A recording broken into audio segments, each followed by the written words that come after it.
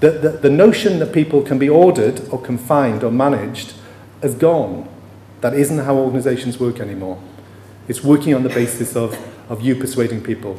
We know also, connected to this, that generally theories of engagement, people engagement across the public service in general are very low. We know that up to something like 13% of the working population are completely engaged. They are ready, willing and able to deliver on behalf of that organisation. Something like 22% are completely disengaged inside organisations. So if they don't want to do it, they ain't going to do it. That's the level of their disengagement. And 67% of people strategically manage their disengagement. So if they don't want to do it, they don't do it.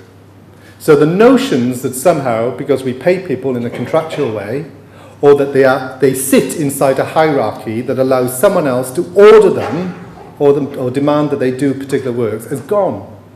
They are false ideas. The reality is that we have to find new ways to engage people. We have to use our skills as leaders to influence their behaviour. We have to enable and empower them to self-actualise inside the work environment. So actually, their aspirations become completely aligned with what we would want them to achieve on behalf of the organisation. And then finally, connected leadership. Connected leadership is about recognising that organisations generally have two halves. You wouldn't see these, but you know they exist inside organisations. You have what's called the formal organisation, and the formal organisation is often the kind of protocols, the codes of practice, the rituals, the targets, the kinds of procedures that underpin the organisation.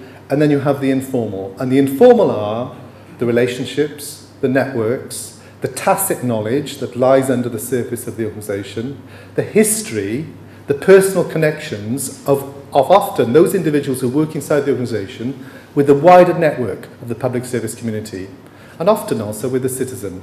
Leaders cannot often manage those two realms. Leaders exist inside that formal realm. They are held to account for lots of very clear and very specific things.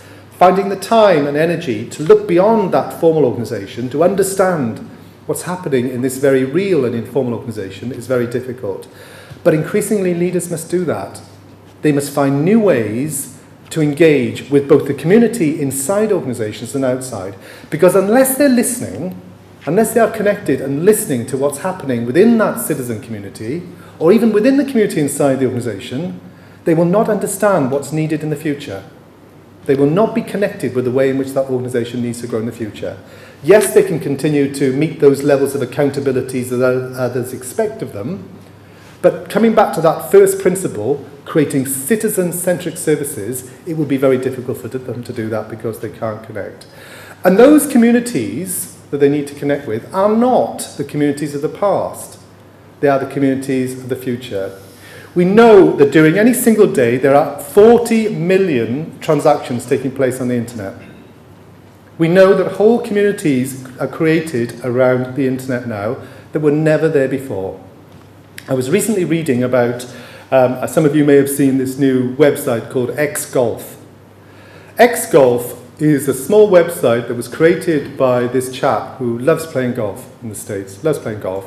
But his job took him into environments where he was never able to get out onto a golf course.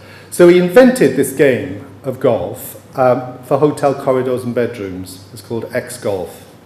And unlike the 118 rules that exist around formal golf, there's only 3 rules around this game of X-Golf.